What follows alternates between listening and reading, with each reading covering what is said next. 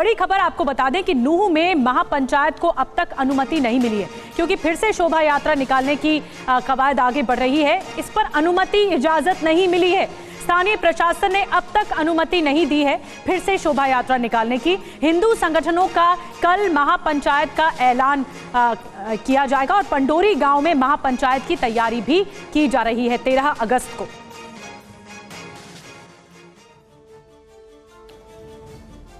तो नूह के मुस्लिम समुदाय के लोगों का कहना है कि उन्हें दोबारा से शोभा यात्रा निकाले जाने से कोई परेशानी नहीं है और वो खुद शोभा यात्रा की सुरक्षा के लिए वहां पर मौजूद रहेंगे, उसकी सुरक्षा सुनिश्चित करेंगे।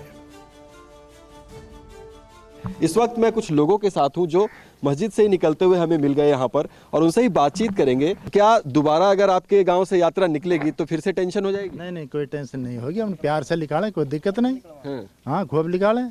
पहले भी निकलवाता है, अब भी निकलती रहेगी।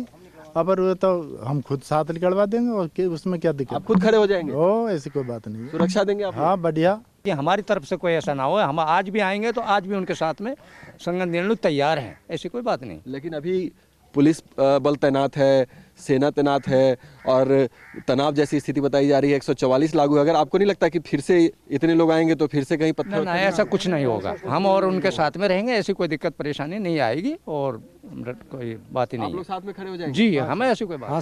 हाँ, साथ में खड़े होंगे जी हम। ये कह रहे हैं इसलिए आप कह रहे हैं या फिर ना, आप खुद कह रहे हैं जी हम। अच्छा, हाँ, साथ पहले से निकलती आई है जी। हाँ, कोई परेशानी नहीं है जी। हाँ जी। आप लोगों को कोई आपत्ति है अगर फिर से यात्रा निकलती है? हाँ, कोई आपत्ति नहीं। हम लोग क्या आपत्ति है? जहाँ निकल के आराम साथ रहेंगे हम उनके। आप कहाँ रहेंगे? हाँ जी। आप क्या कह रहे थे? कोई गड़बड़ ना है।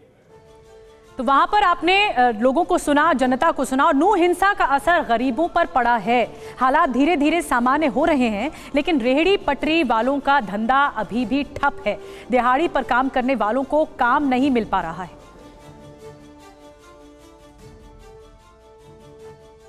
गुड़गांव के अंदर 40% ऐसे मुस्लिम लोग हैं जो रेहड़ी पटरी रोड पर लगाते हैं। इस घटना के बाद वो इस रोड पर लाइन से रेहड़ी पटरी लगाते थे, लेकिन अब इस रोड पर आप देख सकते हैं कि इक्का दुक्का ही रेहड़ी पटरी के जो दुकानें हैं वो लगी हैं। बताया जा रहा है कि उस घटना के बाद लगातार एक दहशत का माहौल था, जिसकी वजह से जो लोग प्रवासी हैं, जो लोग बाहर के रहने वाले हैं और यहाँ आकर रेहड़ी पटरी लगाकर अपना पालन पोषण कर रहे हैं, परिवार का पेट पाल रहे हैं, वो लोग अब यहाँ पर आने से थोड़ा सा दहशत में हैं।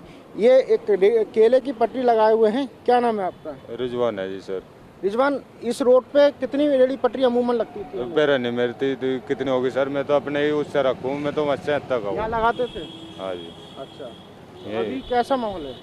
बेरा नहीं सर, मैं तो अच्छा तक आता हूँ, बस इतना ही जानता हूँ। यहाँ पे इस रोड पे और भी रेहड़ी पटरियाँ लगती थी? केले की भी लगती थी, सारी लगती थी सर। अब नहीं लगी? अब नहीं लग रही। 31 तारीख के बाद से जब घटना हुई है, उसके बाद से थोड़ा सा लोगों में दहशत है। हाँ जी, सब भाग गए। आपका किस चीज़ का काम है और आपके लेबर? मेरा पेंट का काम है सर।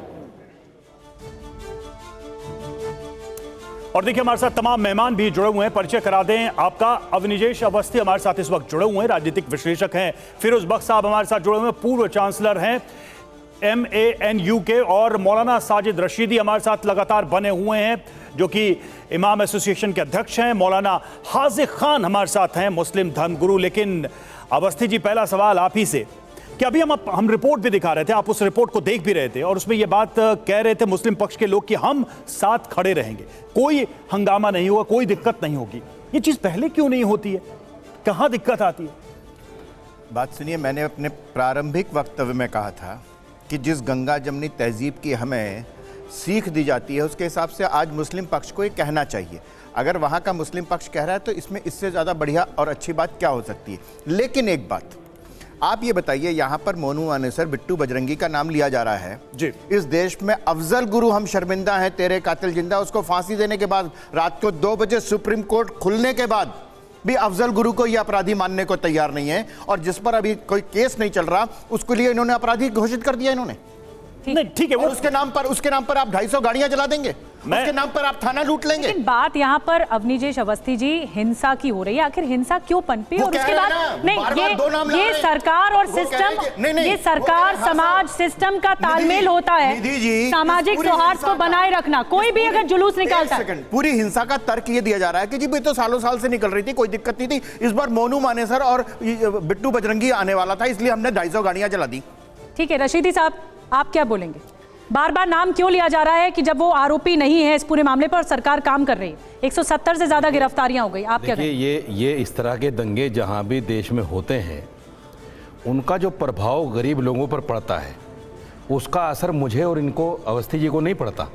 हम तो यहाँ टीवी पर बैठकर बड़ी लंबी चौड़ी बातें कर लेते हैं, ये समझ में आ जाए तो। और हम इस तरह की बातें कर लेते हैं कि साहब हम तो एक पक्ष के पक्षधर हैं, हम उसी की बात करेंगे, हम अच्छी बात थोड़ी करेंगे, हम तो अपने पक्ष की बात करेंगे, चाहे वो अच्छी हो या बुरी हो।